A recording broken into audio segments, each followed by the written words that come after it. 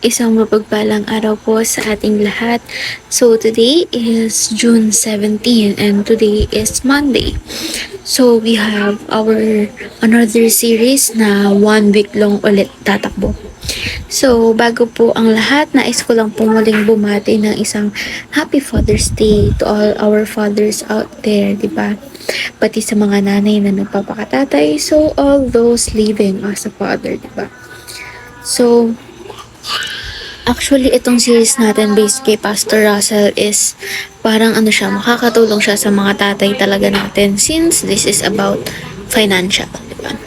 So, our 1 week long series is Trusting in God in Financial Matters. So, our topic for today is, ayun nga, yung pinaka-series natin ngayon, di ba? Trusting in God and Financial Matters. So, our verse for today, or ang verse na tatalakayan natin for today para simulan itong series natin ay ang Matthew chapter 6 verse 33. So in New International Version, but seek first His kingdom and His righteousness, and all these things will be given to you as well. So in Filipino translation naman, or in Magandang Balita Biblia version, ngunit higit sa lahat ay bigyang halaga ninyo ang kaharian ng Diyos at ang pamumuhay ng ayon sa kanyang kalooban, at ibibigay niya sa inyo ang lahat ng mga bagay na ito.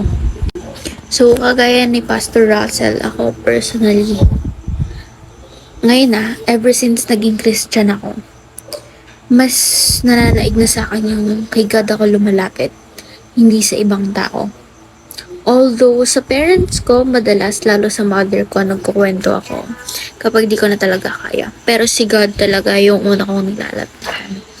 For example, may academic needs ako, need ko ng guidance, need ko ng sign or ng help with my decision making. Whenever need ko ng help, sa kahit ano mang gagawin ko. Hindi lang when it comes to academics, kasi ako kasi yung tipo ng tao na kahit bata pa lang ako, parang ang dami ko nang ginagawa. Ang dami ko ng responsibility. Bukod sa ACADS ko, pinagtutuunan ko rin ng pansin yung scholarship ko. So, may church commitment din ako, di ba? So, thankful din ako na super productive ko at this age. But, ayun, sometimes, di ba, kinukulang tayo ng pahinga. And naalala ko lang din yung verse natin kahapon na about sa lakas, di ba? Sinasabi na kapag kay God nang gagaling yung lakas mo, is never kang mapapagod, di ba? Never kang masuswing ng mga nasa paligid mo na mapagod ka and mag-give up. So, ayun nga, thankful na lang din ako na at this age, napaka-productive ko and ang dami kong nagagawa, di ba? So, masasabi ko na hindi nasasayang yung youth ko. Although may mga ibang bagay sa mga kabataan na hindi ko na-try or natatry, I am still proud of myself kasi nagagawa ko yung mga dapat kong gawin and minsan advance pa nga. And thankfully, although medyo late na, is right now na nasa akin na yung presence ni God. Masasabi kong thankful ako dahil I am living with my God, diba? Our Lord God. So, ayun nga, back to the verse. Ang sabi rito is, but seek first His kingdom and His righteousness, and all these things will be given to you as well. So, sinasabi lang naman dito na, seek mo muna yung kingdom ni God and all will be given to you, diba nga? Kaya nga sabi ko kanina, kapag may problema tayo, ang dapat una nating nilalapitan is si God. Hindi yung mga tao nakapaligid sa atin, hindi yung mga kaibigan natin. Kasi sometimes, magbibigay sila ng opinion, advices sa'yo. Pero, kumbaga lahat kasi ng tao may kanya-kanyang opinion. Lahat ng tao may kanya-kanyang masasabi. So, kanina tayo dapat magre-refer, di ba?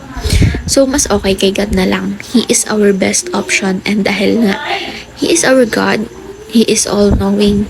And alam niya kung ano yung makakabuti sa atin kasi He is our creator. And never niya tayo ipapahamak dahil nga mahal na mahal niya tayo, diba? So, ayun lang. Kagaya kay Pastor Russell, malapit din sa akin tong verse na to kasi nga, ever since naging Christian ako, natuto ako na itaas sa kanya yung mga worries ko. Ilang beses ko na to napatunayan this year pa lang. ever since naging Christian ako, ayun nga, pray ako ng pray kay God ever since may kailangan ako.